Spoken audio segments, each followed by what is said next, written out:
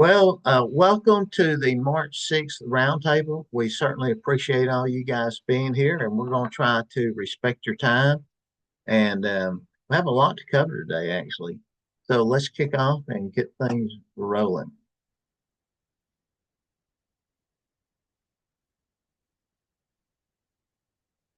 There's been an update on the Zoom, and I never like updates.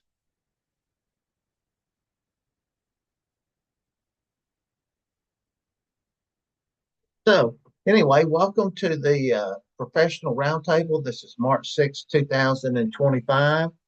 And we do record these sessions. So if for some reason, and we do post these on the YouTube. So if for some reason you do not want your picture shown, then make sure you participate with your video turned off. Otherwise, your participation serves as uh, your permission to post your picture on the CTAT social media sites. Of course, we're completing our 25th year of CTAT, still celebrating that. This is our fifth season. It seems unbelievable of the Roundtable, which, as all of you know, started as a COVID update. But there's something good about this group getting together once that I just love, and we appreciate all you guys being here. Uh, like they say on HBO, one does not simply expect the spring in March, but it comes anyway. And like Obi-Wan Kenobi says, spring is a season we haven't seen in a long while. So we may have one more cold spell, but I'm going to predict that it's over and we're in the spring and it's going to be pretty from here on out. Like the little dog, Chelsea, I know you would appreciate this. You know, dogs get tortured when they dress them up and they're treated like humans. And this one especially doesn't like St. Patty's Day.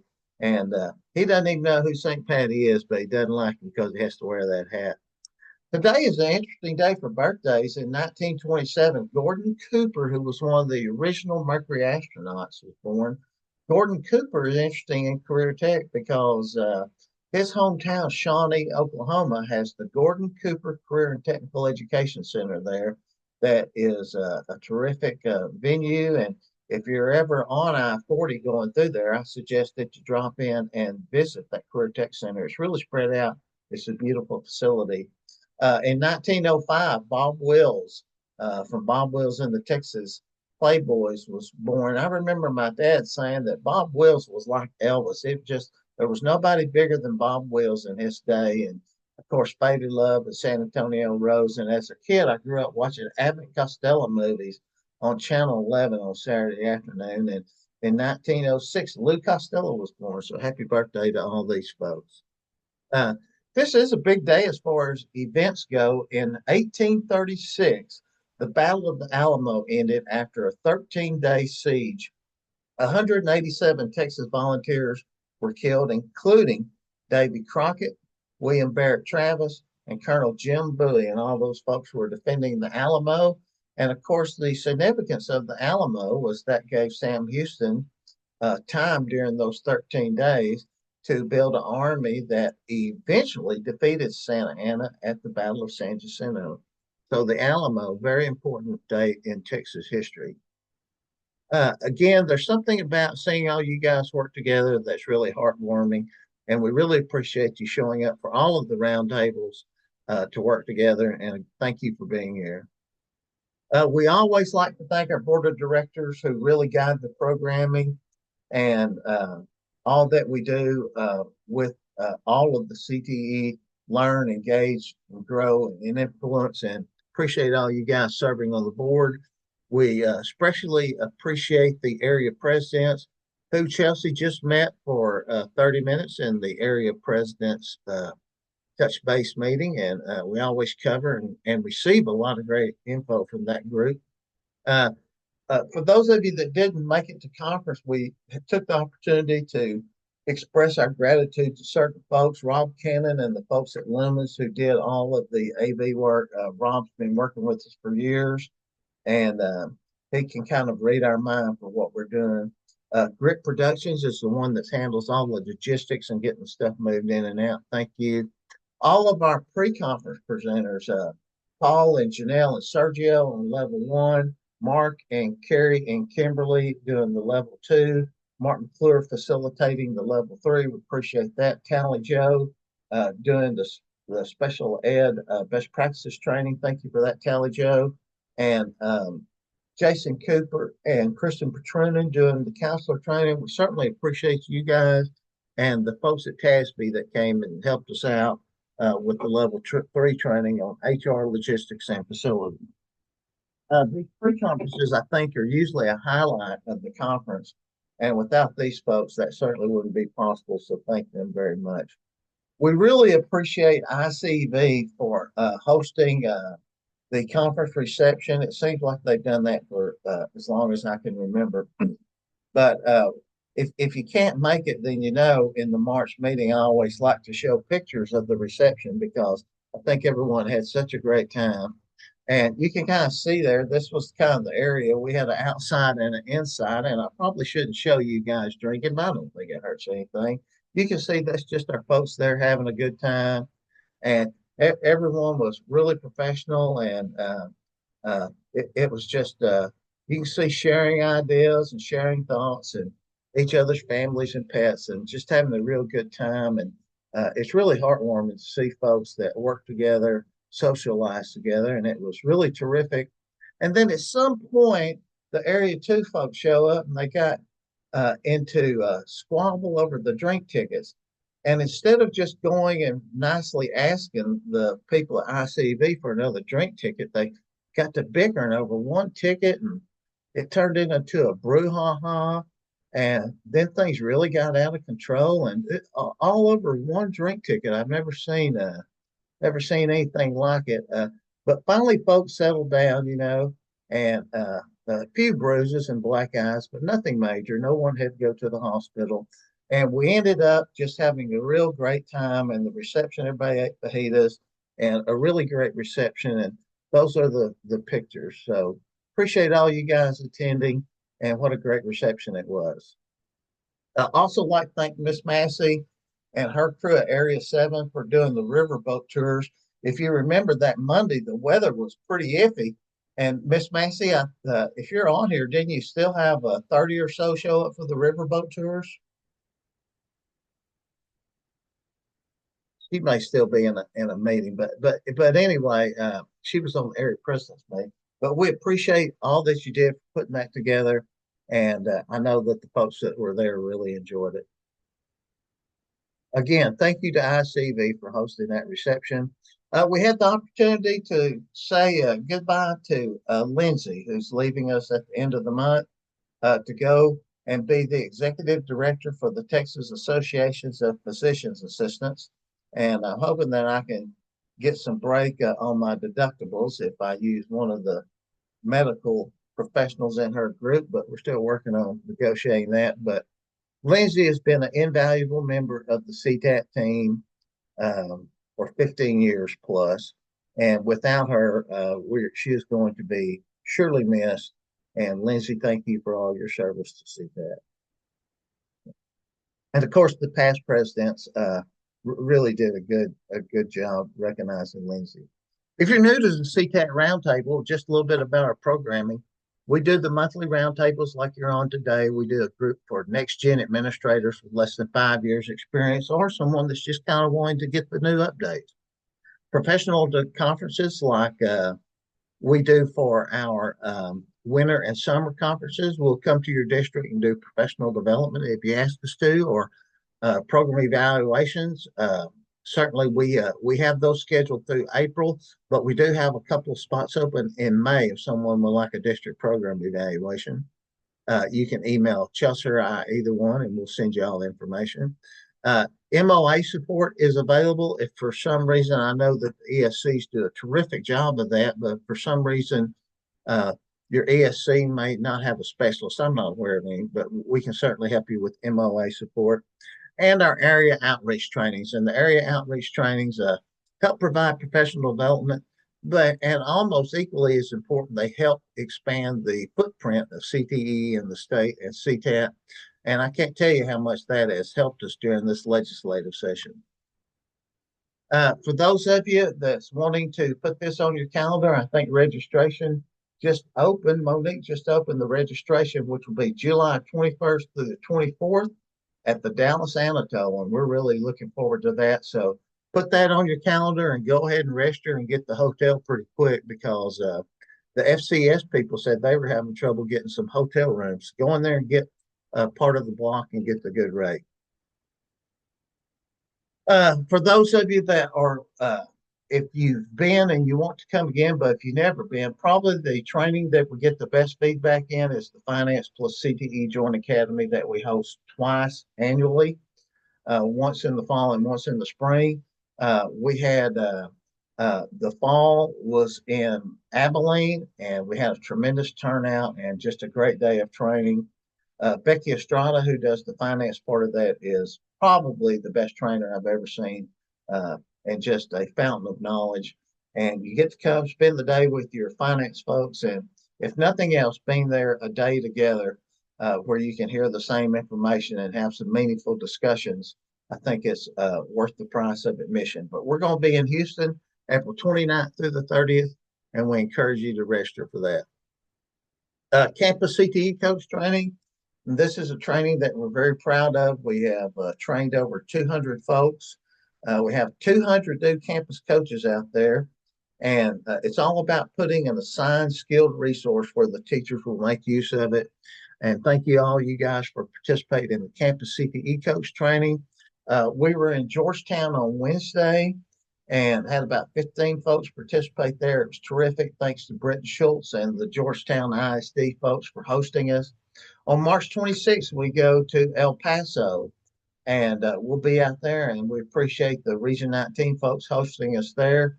And if you haven't signed up, it's really just as cheap, really, to go to El Paso as it would be to go to Houston, if you're a Dallas area or Houston area, because the flight's about the same, and you hop out there and you hop back. And El Paso's a beautiful city, and I have the opportunity to go out there once or twice a year. And if you've never been to El Paso, this might be an opportunity to go out there for some training. And again, the expense is virtually the same when you start talking about plane ticket being the same everywhere in Texas virtually versus driving. So maybe El Paso's it's a great time for you to come to El Paso.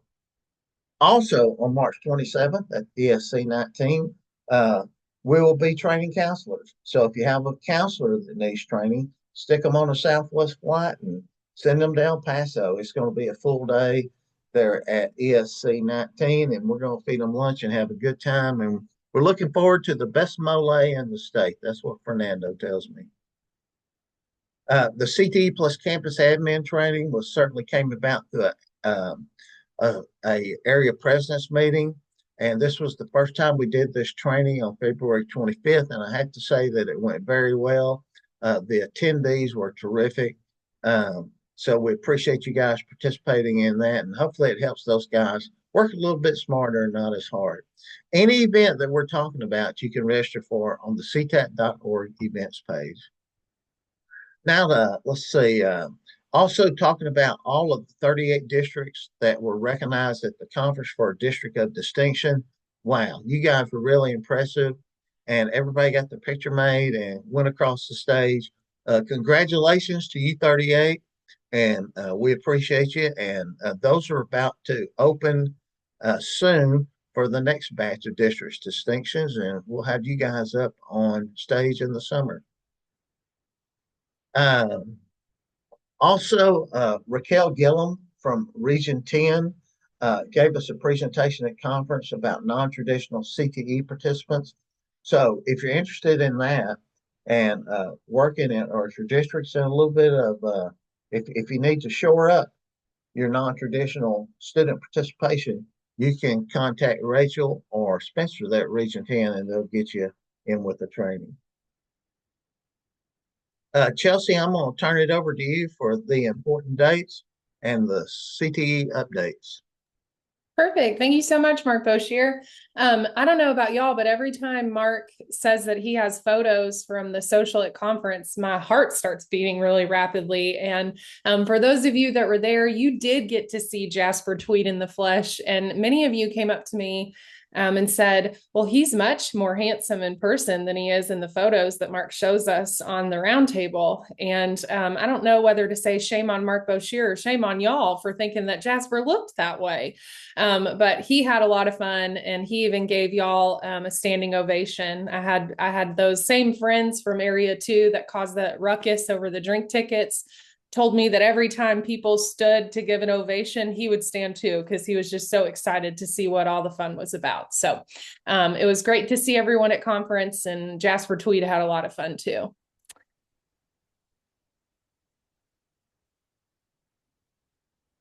Oh, once again, you were supposed to get an updated photo of Mark Boshier with Jasper. Jasper loves his Uncle Mark. So I think what I'm going to have to do is drop that photo in the CTAT chat. So that way you can see it. But let's get into the important stuff. So all of this information can also be found in our newsletter that you receive at the beginning of the month. But we want to showcase and pull out some of that important information and highlight it here for you today. And then we can take questions at the end. Once I'm going to kick it back over to Mark, he's going to go over some things about advocacy. At the end, please feel free to ask questions. And then, as always, we'll take those at the end. So first up, the Program of Study Framework documents are now available in Spanish. So some really great Spanish resources have dropped and are available. And here you can see displayed on the right is an example. And then embedded within the newsletter, you can find the actual links to get there. You are going to have to scroll all the way down to the bottom of the page on the Program of Study page, and that is where those resources will be. Next up, the Perkins 5 summary and supplemental reports are available in CEDAR. So you can access the 22-23 Perkins 5 summary and supplemental reports within CEDAR in Teal. These reports provide data that's disaggregated by Perkins special populations. Do keep in mind that this data is aligned to 22-23, so it's a little bit lagging, but compare it to your current standing data as well as former data, and that can support you in doing a CLNA-based review locally within your district this year. If you don't have access to these CEDAR reports, touch base with TEA through Teal, and they'll be able to support you. In terms of navigating Perkins 5, we have heard time and time again from the field, from new and emerging CTE leaders, and those that have been here since Perkins 5 was Perkins 4 and before then. So TEA is hosting a roundtable that is with Bruce team.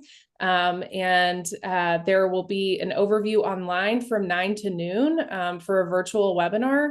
And this is the gentleman that knows everything that there is to know about Perkins, Perkins funding, Perkins requirements. So it should be a really great, whether it's an overview for you, new information, existing information. And then if able, there's actually a physical location taking place at ESC Region 10 in the Dallas area. On April 17th. So the virtual webinar is on April 10th, and then the in-person is on April 17th. There are resources that are set to be unpublished, and we want to make sure that you guys have plenty of time to either download the resources that you feel like you need or delete bookmarks that will no longer be active or beneficial to you in your programming. So the first set of resources that will be null and void are instructional resources on txcte.org. So TXCTE has many resources that are outside of the scope of instruction. They have different information for counseling and advising or campus administration or district administration. Those resources are set to stay. But the instructional resources, such as the year at a glance, the scope and sequence, any lesson plans that you can download, those will all be unpublished and will cease to exist on June 2nd, 2025. Now, while those instructional resources haven't been updated in some time, many school districts were utilizing those. So please make a note and please formulate a plan for how you're going to delete those or download those resources or move on to a different resource platform once those instructional resources are unpublished on June 2nd, 2025. This came about because of the HQIM procurement process. And so if you're wanting more information on that procurement process and implementation, visit the instructional materials terminology page on the TEA website. And again, that's linked on our newsletter that we sent out at the beginning of the month. With HQIM in mind, the SBOE, the State Board of Education, established a multi-year plan to complete reviews of instructional materials. So definitely look to the April State Board of Education meeting. Mark or myself will be present at that meeting for more information on the high quality instructional materials specifically aligned to CTE. We're anticipating that we'll know which batches as aligned to the year 2027 to 2031, what those batches will be in terms of batch 1, 2, 3, and I believe batch 4. And so once we have that information, we'll share it with you, but we look to the April State Board of Education meeting to have some more information on that. Another set of resources that is set to be unpublished is Texas Gateway. So for those of you who may have utilized Texas Gateway in the past, Texas Gateway will no longer exist as of June 2nd. And all professional development across TEA has learned to what they refer to as TEA Learn. So CTE professional development is available on the TEA Learn website. And then non-PD CTE content is also available on the Texas CTE Resource Center.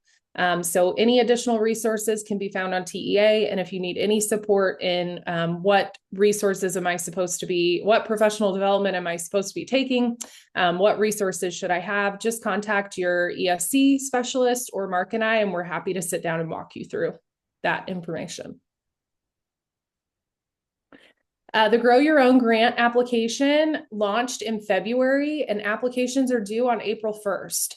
So you have about a month remaining to get those applications solidified, and those are available in the grant programming, and you can go in there and apply for that grant. A great opportunity if you go in there and identify how it can align to the programs that you already implement, the programs that you're going to be implementing, and how it can benefit your school district. But there are many of us on this call that were a part of a Grow Your Own grant district or are currently in that process. So if you are looking for resources or support, make sure that you reach out to your peers. And if you need any support in that, again, reach out to your ESC CTE specialist or Mark and I, and we'll help you however best we can.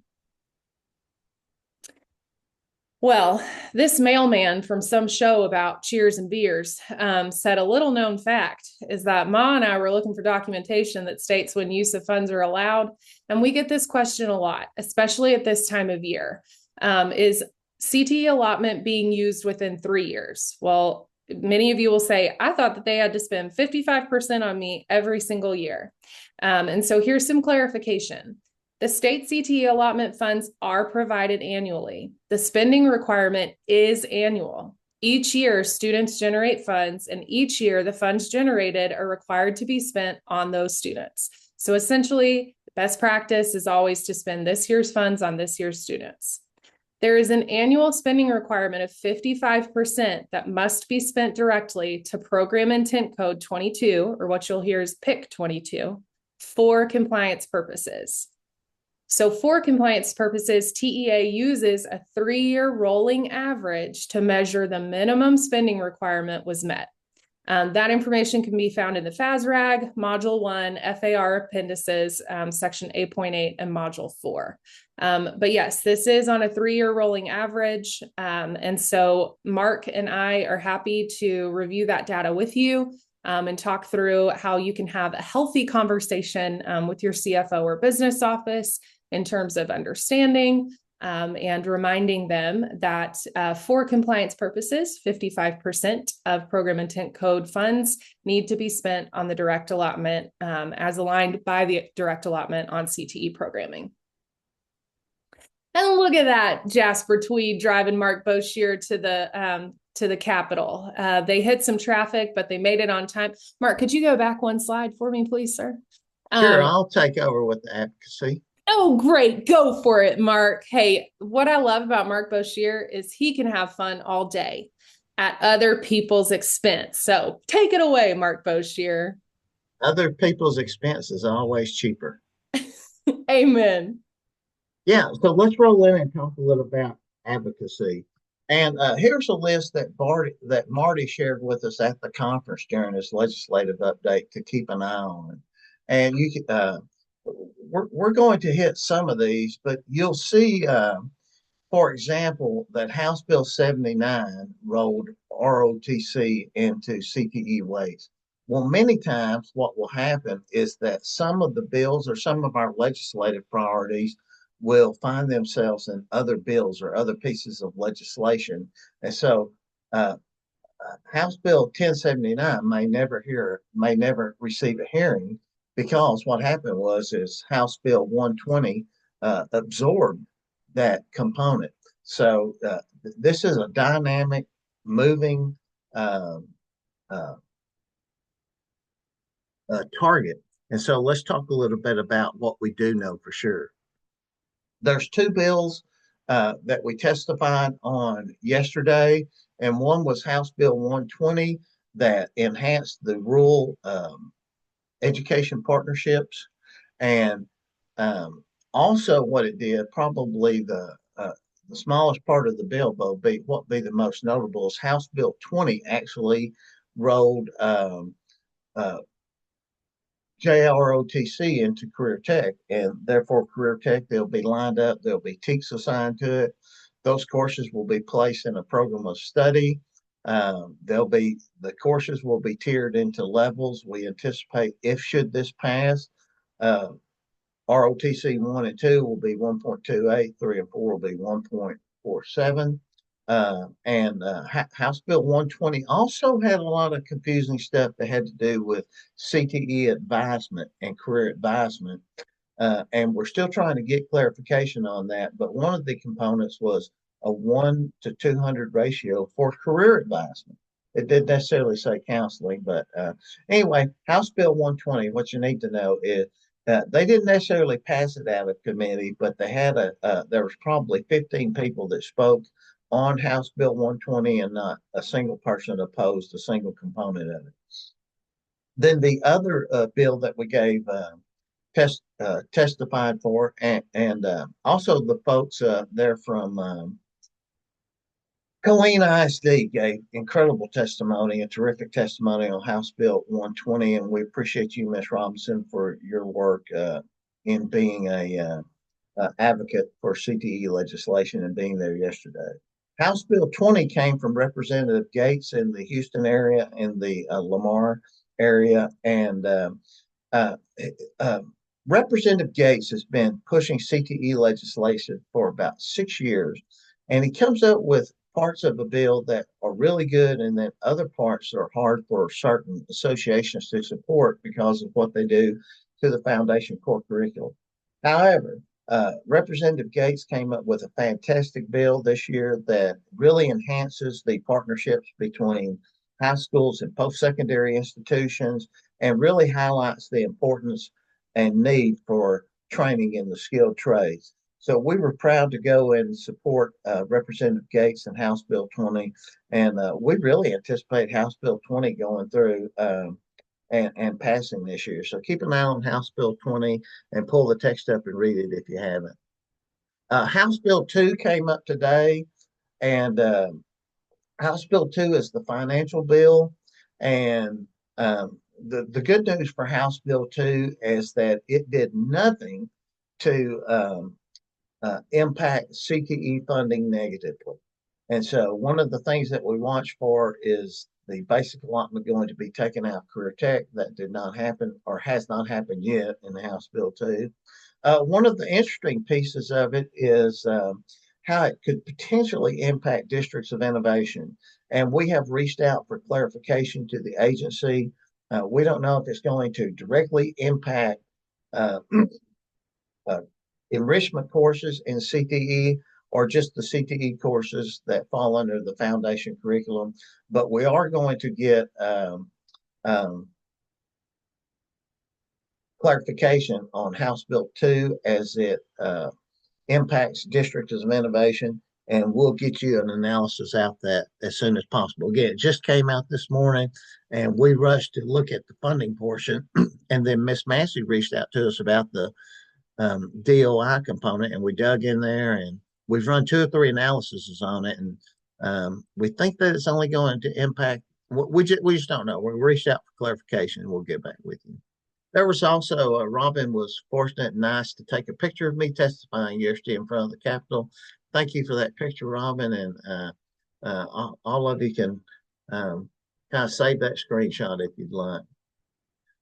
Some more measures that we do every day is we engage with the state board, House committees, Senate committees, the lieutenant governors and the governor's office. Marty is really wired into the lieutenant governor's office, and he really keeps us posted. Whenever asked, or sometimes when even not asked, we provide insight on policy that'll make a positive impact on CTE, and we try to align our legislative task force with the collaborations with other agencies. Yesterday, while we were at the Capitol, we saw Miss Speaks from Grapevine ISD as a member of Leadership Grapevine there, promoting CTE and promoting Grapevine. She was doing a fantastic job, passing out thank you cards and visiting with legislators and staff. And of course, I mentioned that Ms. Robinson was there, who is the CTE director at Killeen, speaking on behalf of HB 120, there with assistant superintendents from her district. Ms. Robinson and her team did a fantastic job, and we appreciate you guys. The ESC spotlight this month was on Region 9 and Lacey Murphy, and Region 9 has really stepped up what was already a good program, and they are really doing some powerful work there. Thank you, Miss Murphy, for all that you do at ESC 9 and being an engaging specialist there. And in the CTE in the news, the Northern Brazoria County Education Alliance was held in Pearland, and that is a really unique partnership between the Pearland ISD CTE program and the businesses and industry there. And Mike and his team really have a fantastic relationship. And it's really a model program. And if you really want to garner some support, I encourage you to reach out to Mike and learn what they do with this alliance and how it helps to impact Pearland ISD CTE programs. And you can see Mandy Sarah Varkas there, who's a coordinator. She was there. She kind of led the program. Miss Campese is their CTE specialist over agricultural science. And Craig Grazioli is a CTE specialist there. And Craig does not get cold. I think the temperature when I was in Pearland last was -4 degrees Fahrenheit. And Craig was walking around with a short sleeve shirt. So if you go there on tour and you see Craig, get your coat out. So now we're going to slip back into gallery mode and see what's on everybody's mind. Apologize for that taking so long, but like I said, there was a lot to cover. Let's find out what questions do you guys have?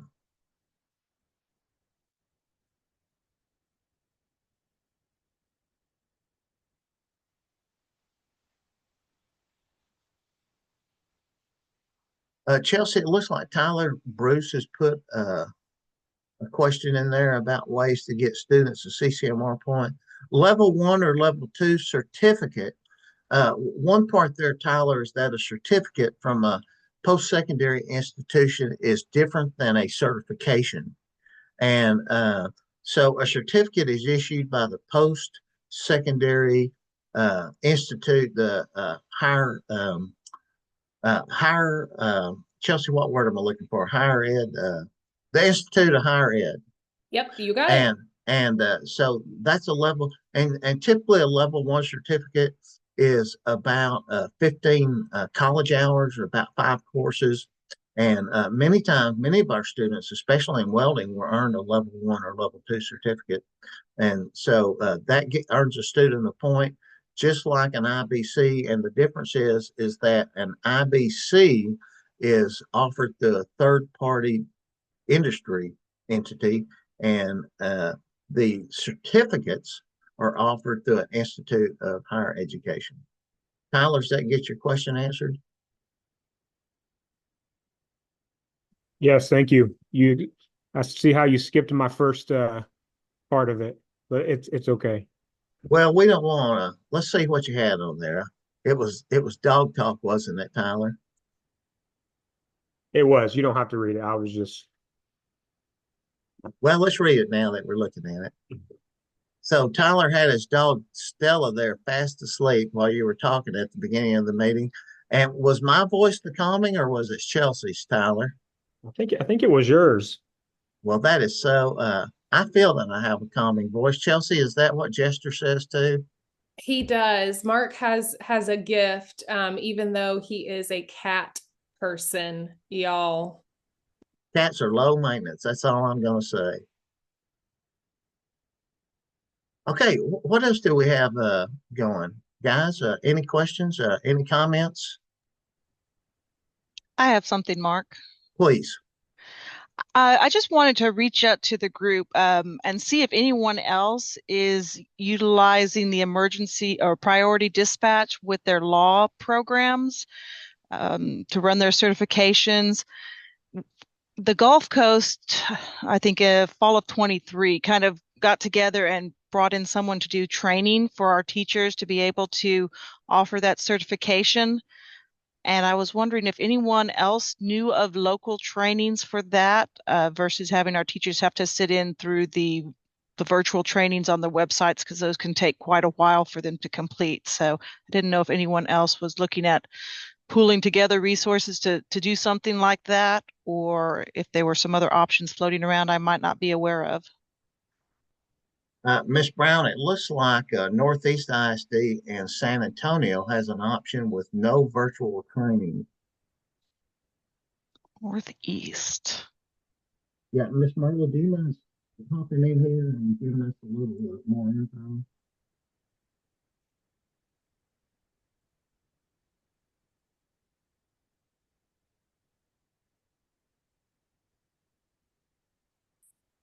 Can you Mark, you see? went kind of Oh, Charlie Brown on us for a second. I did, Vonnie. Yeah, just a little bit. It was a little womp Oh, womp womp. I didn't understand what you said. apologize. Miss Merla, can you step in here and give us a little more information on your emergency dispatch program there at Northeast?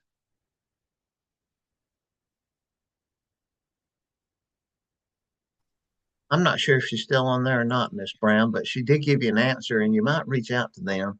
Miss Ryan, Brown, where you what district are you in? Just out of curiosity. School district Yes. is Lamar Consolidated ISD. Okay. Are you able to make our Gulf Coast meeting this Friday in Dayton? Not this Friday, no. Okay. I can kind of pull the group. Galena Park, my school district was the one that hosted the last one. And so what we can do is just pull the group. It's not easy by any means, but sometimes it's best just to go in together with another group and host the training somewhat local to our region. So I can check into that for you.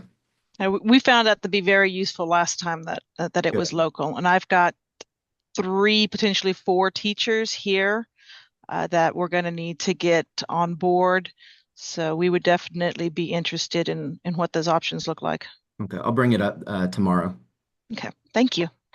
Toby, we appreciate that. And that really highlights the importance of attending your area meetings and being involved at the area because regionally you can learn so much more info and get a lot of more impactful, see what folks right around you are doing. Thank you, Toby. Mark, it looks like Miss Merla is ready to come off mute Ah. and share. And then we also have an update from Ryan Contreras in the chat. So Miss Merla. It's probably for Sean Jensen. I'm sorry, we're sharing the same link right now. So I'm with the Northeast Independent School District, and we offer priority dispatch with our district, with our 7 comprehensive high schools. And I would tell you, if you can have a training that all teachers can go to that doesn't take I'm going to say it's about probably 25 half days.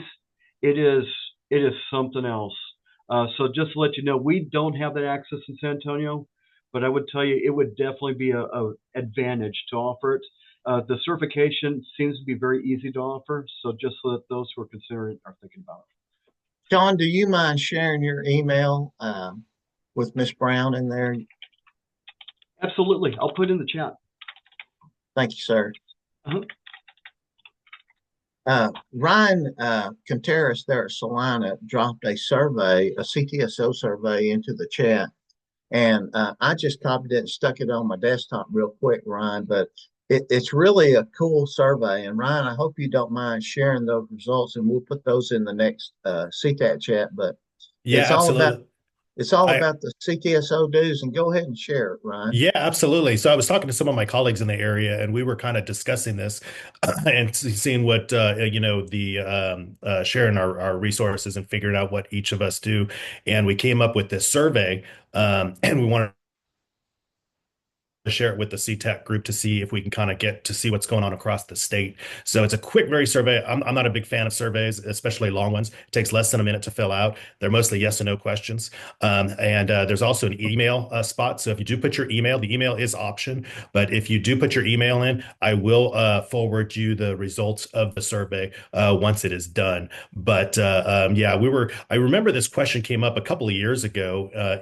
Kind of in the same format, and it was right down the middle. I want to say 50% did and 50% didn't as far as going to the dues and some of those other things. So I'm kind of curious to what it is now.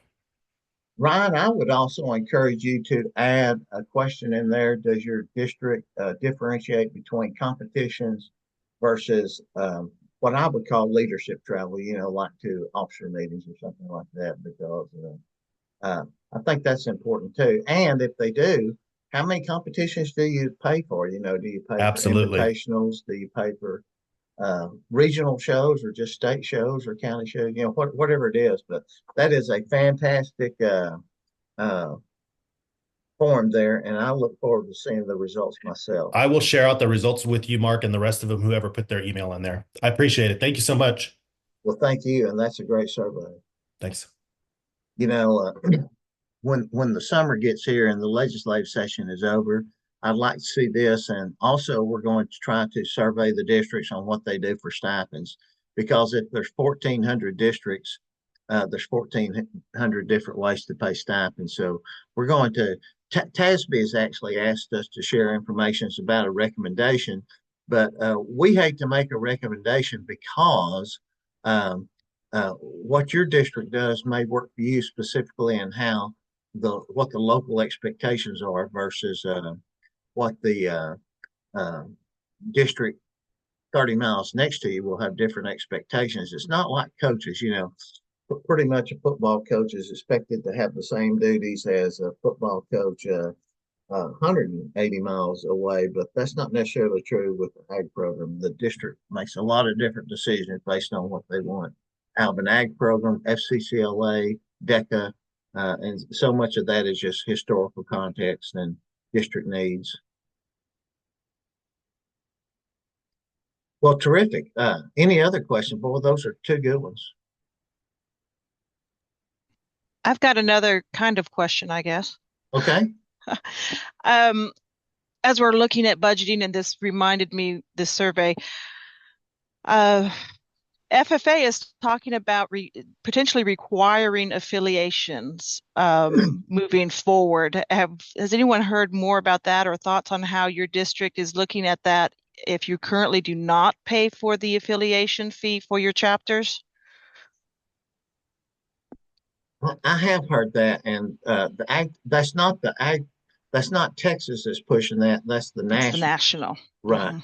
And so if the national is going to requirement, well, that may, and I wish we had Ray on here to answer this, but that may be something that, different districts handle that different ways. Some will pay for it out of Perkins funds, and some will pay for it out of local funds, and some require the students to raise money, even if it is an affiliation fee to pay dues. So I was told that they couldn't call it there was a wording. It was very specific wording when I reached out to the state association. You couldn't say the kids are paying a membership fee, but you could call it something else and have them raise money towards it. It was in the verbiage. And another thing is when a kid joins in Texas, they just don't join the national association. They join in the state association, the area association, and the district association. Tally Joe, I saw your hand come up there. Do you have any better information? So I recently saw Jennifer her and I were speaking at A&M, Jennifer Jackson. Right. And so some of the conversation, and I said that funnily, like you succeed from the union, you know. And so that I've heard is that with nationals being that push, it's almost like a push for the states to become their own and not necessarily nationally affiliate. That's what I heard. And we didn't get to deep dive it. Her and I had a lot of conversation around some of the tiered systems and teachers being very anxious about industry-based certifications. I mean, we regularly have to tell our teachers, you're teaching skills. Sometimes it doesn't get merited in an industry-based certification. That's an accountability system. We have other ways to evaluate that method, but what I need you to do is do really great in the classroom, and then I can have those conversations of how we support the whole student as a college and career military student. So her and I were having that similar conversation. Floral was a really hot topic at the time. We're still there, right? Like if we take that certification away, what does that look like? Some of that conversation was around the number of jobs that show up in that world. But I 100% think I'm going to give my 2 cents on it. And I'm an ag teacher that loves ag. You and guys are, a lot on that. Mark and Sherry and all of us, like our kids are American degree holders. I do not know that as a district as large as we will, we don't do membership. That's the one thing that we feel like a kid can own and really work for. We pay for everything else. So we pay your registration fees. You walk in, we take care of it, but membership's the one thing a kid owns. You can fundraise and things like that for it. So I feel like that's a really hard one on districts. Like that's a lot of money when our programs are 900 plus in some of our campuses. So Cali Joe, if you remember back in days of yore, an issue like this came up revolving around the FFA jacket, and Texas pulled out and had their own FFA jacket for a couple of years, and it was a little different color of blue. yeah, I don't think it'd meet the national blue color, but I mean, I know that everyone has to merit discussion. They got to pay their bills, and I think that's what they're seeing, but they got to remember how membership. They're also looking at easier processes, in my opinion. Heather, are you hearing anything from the ag world on that at all? No, I haven't. And it's been a little confusing for us because we did a couple of years ago start paying for FFA for everybody through Perkins for ag, for affiliation. But what I struggle with personally over all CTE programs and CTSOs is there's not that option with all the CTSOs that I've been able to figure out. If there is, I'd love to have somebody do a workshop on it. And so we do ask them to raise money and to pay some of that back to the district, for and so then when we look at their membership, we don't say you've got 350 active members. We say the ones that paid their dues are the ones that are active members. We're looking at some structures like many of you already do with stipends, as far as so many advisors per members, and then earning those stipends by being involved, because we've got, like, this year our HOSA did nothing and they have a $1,500 stipend, but our ag teachers do tons and tons and tons. So we're looking at that structure for next year, and then defining it on kids that actually pay their membership when you look at ratio of members. So I don't know, lots of things to think about. And I do think, like Tally Joe said, it's different when you're in Conroe ISD, or I was talking to somebody the other day from former school in Katy ISD, and they have, like, I don't remember what they said. I think at the high school they had 1,000 FFA members. And so it's different when you're looking at that and 7 high schools of that magnitude versus Marble Falls, Heather, I think what you said there was brilliant. It's next to impossible to come up with a standardized stipend without a standardized list of expectations. Yeah. And so that's something maybe we could tell Joe, get a task force together like we do with legislative and like districts of distinction, and kind of put forth some recommendations, some really broad recommendations to give not only our members, but also superintendents that are members of TASB and associations like that some guidance. I would We went love to a do couple of great workshops from Sherry and I think from Paul Boff at CTAT a couple of years ago that we kind of gathered as we put a proposal together for our assistant soup. That sounds like a great job for the incoming president to be yeah, we'll give him chairman of that. Mm-hmm. Yeah, I think we have some people that are ready to join. I think we're all probably in a space right now where you really need to do a stipend review because of the economy, but you don't know how to support it financially. We're having a lot of, and I'm a super transparent person, we're having a lot of concerns that we provide a stipend, we provide it up front, and you're not really fulfilling your role, but it's really hard to get it back. And we're just at a space that our teachers are like, I'm just not going to do it. I never in my lifetime as an ag teacher would have ever told my administrators that. So I think we got some people on want to be on our team here, Mark. We can get a committee going. Chelsea, we can go ahead and start putting together some members to be on that task force, and we can send out an all call, and we'll go ahead and get the task force ready. And maybe we won't meet till May or June because of the legislative session, but still we can get it coming and keep it broad. Just hey, you have to turn in a yearly what we used to call the plan of activities or the program of activities. And you have to meet certain indicators, and those indicators can be established by the district, but you really shouldn't have a stipend without a list of expectations to go with it, would be my input on it for sure. Yeah, true. Yeah, 100%. Thank you, Heather. Thank you, Tally. Thank you, Miss Brown. You get the gold star today for bringing up the best 2 points. Tell Dr. Lazar you have earned a raise today.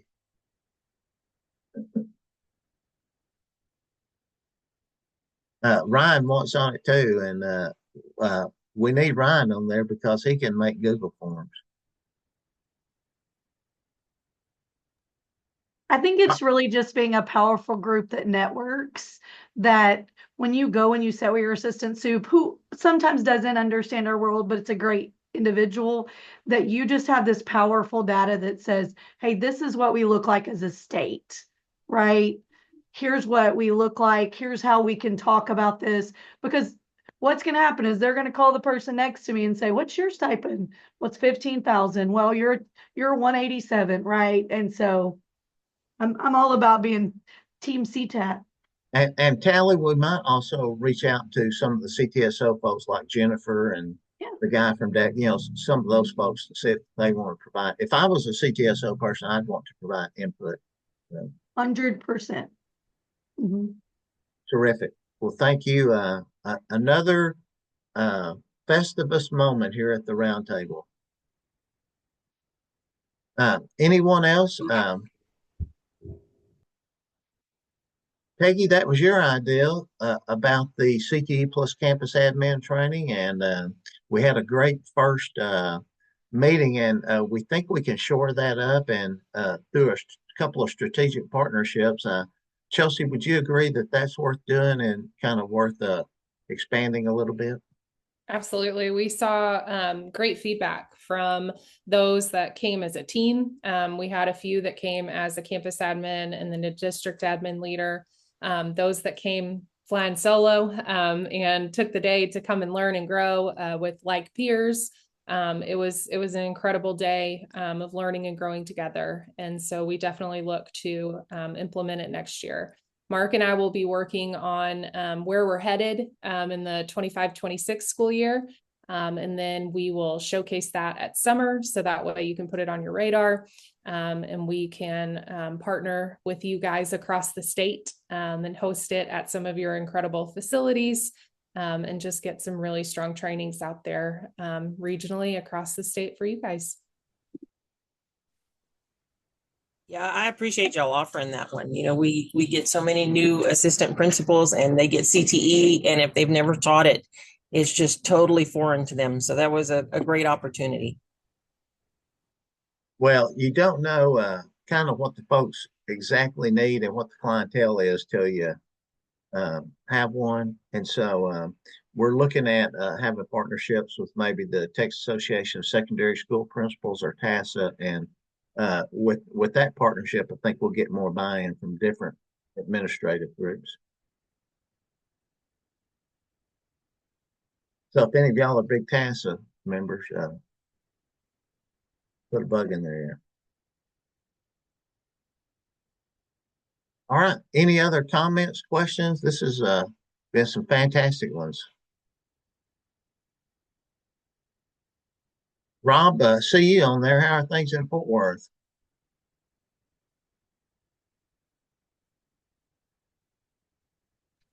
Trying to get my mic to work, Mike. Mark, excuse me. Everything's great. Just keep kicking, brother. Well, that's good. Are you getting any information on how House Bill 2 or any of the legislation will affect the big schools? I've not heard much at this point. No, sir. Well, I don't think anybody's heard a lot, to be honest, but I think a buzz has started over House Bill 2 for sure. Hey, I got in a meeting with my deputy on Tuesday. I asked him, see how it goes. Well, this is going to be last call for the recording session. So, Bonnie, we did discuss ROTC. Moving ROTC underneath Career Tech was part of the House Bill 120 hearing yesterday. And so what was House Bill 1079 has now moved under House Bill 120, which is very common. And so they did have a hearing on it, and all of the discussion was positive. Colleen ISD came there and testified for it, which makes sense because of their big base. I know New Braunfels came and put a card in for it. So, Bonnie, do y'all have ROTC? What are your thoughts on it there, Dayton? To be honest, I really don't know. I don't know exactly what it's going to look like, here, what it all entails, what it will mean for us, or exactly what it might mean for me since I'll be taking, that on and I haven't had that to do with. So I have a lot of learning to do. So. Well, should that happen, rest assured we will have a big ROTC update at summer conference because that'll be, yeah. Sorry, Mark. I just wanted to say that the colonel for our ROTC is recognized at ACTE for being one of the top folks in the country, and Colonel Crossley, and he and I have been meeting to come up with plans should this go through. And we are looking at how we can implement what IBCs would go where if we had our druthers, right? But we all know that won't happen. But I'm sorry, we're being recorded.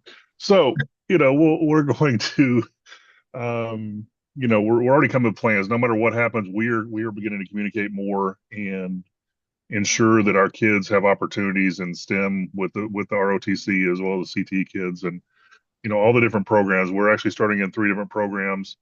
We're going to start with drones. We're going to start with the law enforcement, and I'm having a brand new moment on the third one, but there was a third one as well, and we're going to look at how we can begin to partner now, just in case this kicks off. We'll hopefully have a bit of a head start.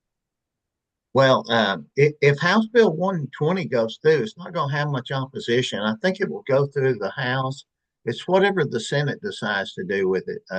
So that'll be interesting. And it also had a career advisor, had some weird language in there about career advisors being 1 to 200 ratio. I know y'all see, but so it's going to be House Bill 120, put that on your watch list. That's going to be a fun one to watch go through because ROTC, I think, is a positive component of it as legislators see it. It's it had a huge, what was it, Chelsea, like a $400 million fiscal note, which in a $24 billion surplus, that's not huge, but still,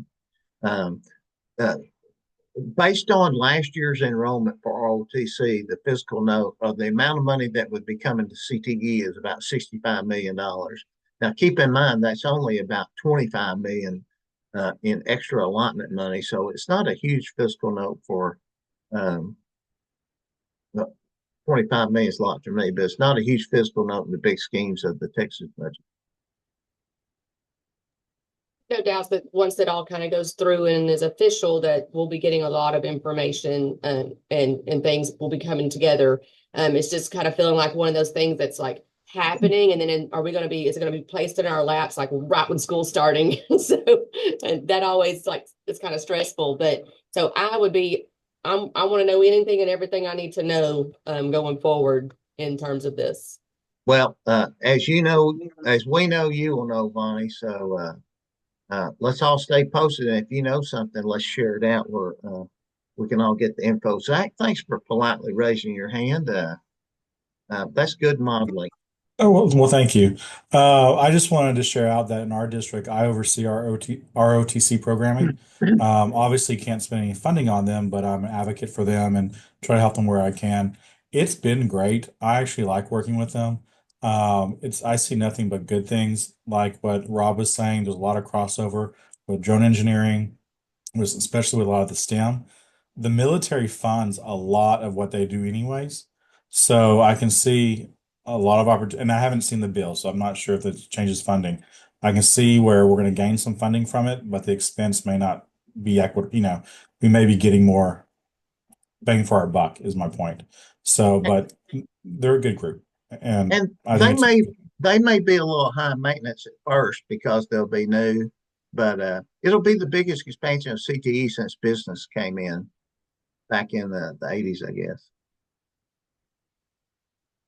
Speaking of bit, and thanks, Zach. I love hearing that from directors that look forward to having ROTC. Speaking of business, I see Lisa's jumped on there, and Lisa Harrison used to be at Birdville and at Region 11 has contracted with CTAT to provide business content for your business marketing and finance teachers at the summer conference in Anatole. And Lisa, we're going to have to stop the recording in a minute, but can you give us a couple of minutes to still put on the recording part? Sure. We're really excited about all of the early adopters that we had for presentations. We've got a lot of great submissions that have come in, multiple panels, some that came in that are business, but really, I think could benefit people from all kinds of programs of study. And so I think it'll be strong. I'm looking forward to it. I started as a teacher attending these back in Houston when we used to always be down at the Galleria many, many years ago. And so excited to be a piece of this and appreciate being asked. Lisa, we certainly appreciate you and the content that you're providing. And what's your thoughts? Will it be a good conference for business marketing and finance teachers to attend?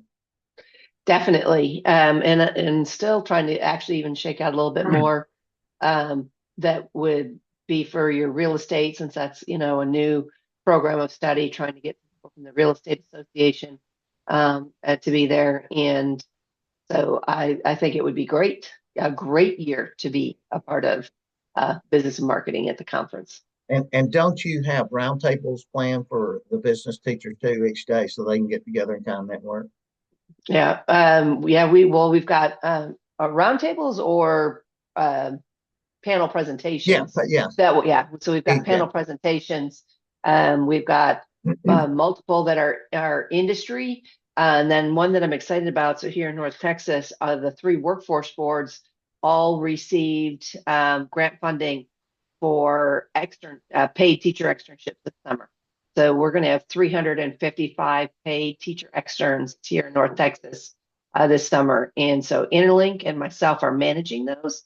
And so we'll have a panel that will have come in and kind of talk about what those experiences were. And because those externships are all going to happen in June. So they'll be done and buttoned up, and we'll grab some people who had some varying experiences and Daphne from Interlink, and be able to share what that looked like, because it's something that you may want to do all across the state. We sure appreciate you doing that, and we're looking forward to seeing that content at conference. And I think I have one more question that everyone in CTAT right now is wanting to know from you. What's up with that moose up there on the well, actually better. Let me see if I can Bullwinkle there have any significance? I have a moose, but I also have a a bronze deer that wears glasses on the behind me. So they're always looking out for me. They get to watch my back. Never want to be in a room with your back to the entrance, but I am here. So, I've got security forces that Takes a are there with me. pretty good rifle to shoot a bronze deer, doesn't it? You got to be careful of that bounce back. Amen. Well, thank you, Lisa, and thank you to the group, and thanks for everyone that has reached out about wanting to be part of the stipends task force, and we're going to get that rolling, especially as far as drafting folks, pretty quick. And thank you for being a part of this CTAT roundtable for March 6th. And the legislative updates will keep coming, and we may start sending out emails if there's a lot of movement and a lot of finalization. So thank you all for being a part and working together and sharing your ideas. At this time, I'm going to stop the recording.